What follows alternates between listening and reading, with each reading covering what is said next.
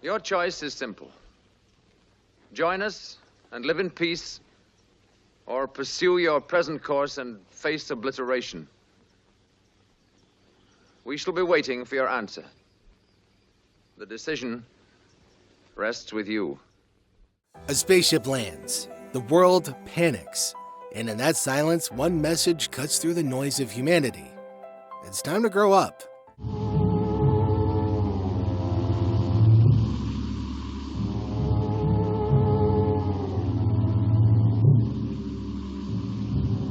Back in the early 50s, science fiction wasn't something studios took seriously. It was cheap entertainment. Silly monsters, flying saucers on strings, cardboard sets. And then came the day the Earth stood still. And suddenly, science fiction had something to say. Director Robert Wise didn't see it as just another alien flick. He saw a warning wrapped inside of a story. What if the alien didn't come to kill us, but to save us from ourselves? That was the question that turned this movie into something completely different.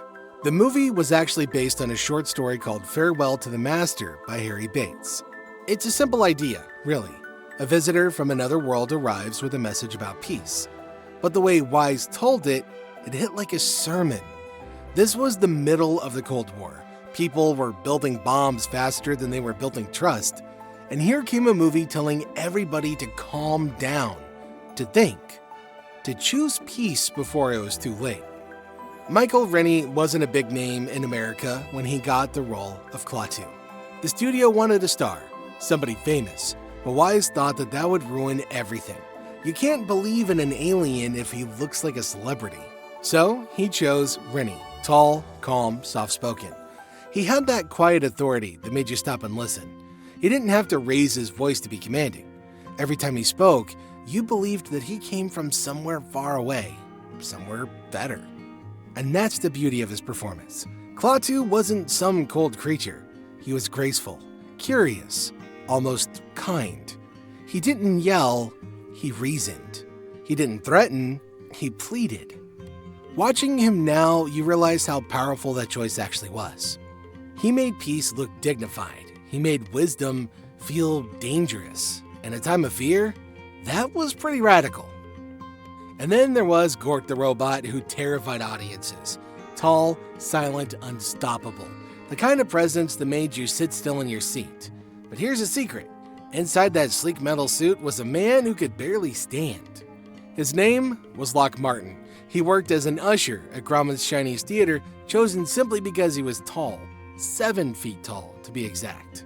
But the Gort costume was a nightmare. It was made of heavy rubber and painted silver, trapping heat inside. Locke could barely see. He could hardly walk. In some shots, you could see his arms shaking because the weight was just too much.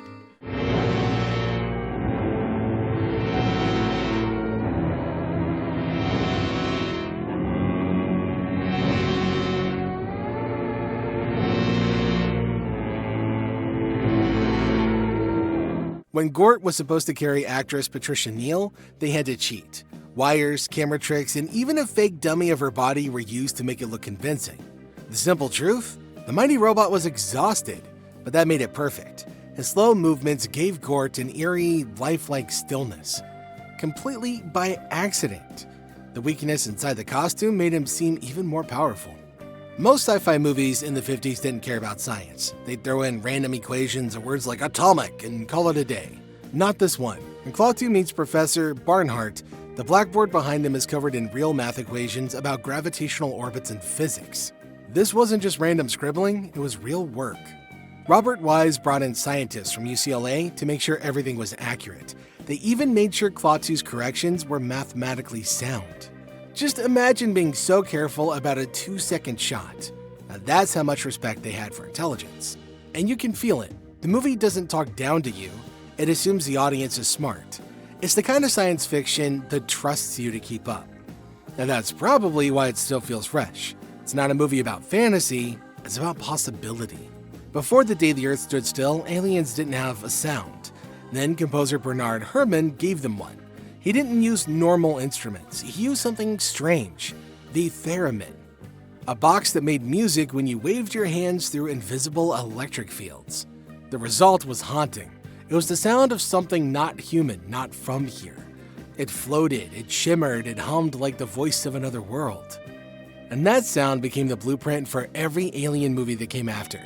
The Twilight Zone, Star Trek, E.T., they all owe a little something to Bernard Herrmann's eerie melody. And it wasn't just background music, it was part of the story. Every time that sound appeared, it felt like the universe was breathing.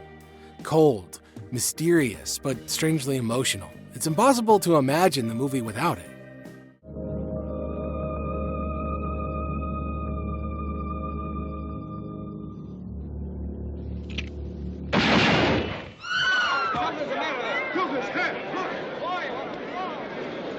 Now here's something wild. The US military refused to help make the movie. When they read the script, they said absolutely not. They did not like the idea of a film that questioned authority or warned against war. They didn't want soldiers pointing guns at a peaceful alien. So the filmmakers did it anyway. They borrowed real military vehicles wherever they could, sometimes without official permission. Every scene of troops surrounding Klaatu's ship was filmed without Pentagon support. It was rebellion disguised as cinema. And the irony that a movie about peace had to defy authority to exist, it's kind of poetic in a way. It proves the very point that it was trying to make. Fear of change always stands in the way of progress. Professor Barnhart gives the movie its moral heart. He's the voice of reason, the wise man who listens when others panic. But actor Sam Jaffe almost didn't get to play the part.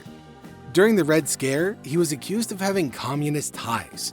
In Hollywood back then, that could end a career overnight. The studio wanted to replace him, terrified of controversy. But producer Julian Blostein fought for him. He went straight to the top and begged to keep him in the film. Miraculously, he won. And thank goodness that he did. His calm, gentle energy gave the movie balance. Without him, the film would have felt colder, harsher. His performance made the message believable, that intelligence and compassion can still exist in the same person. It's something that we rarely see even today. When The Day the Earth Stood Still came out, it didn't blow up the box office. It did fine. Nothing massive, but something happened over time. It stuck with people. It became one of those films that grew bigger every year. Writers, directors, and dreamers all took notes. Gene Roddenberry built Star Trek on its message. George Lucas slipped references to it into Star Wars. Even the phrase Klaatu Barada Nikto became legend, repeated by fans, remixed in other movies, and quoted like scripture. Decades later, the Library of Congress added it to the National Film Registry for being culturally and historically significant.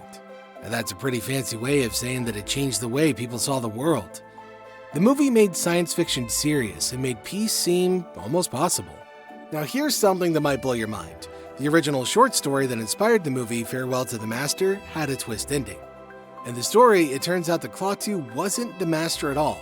The real intelligence, the real ruler, was the robot. Yep, the machine, the thing everybody thought was just following orders.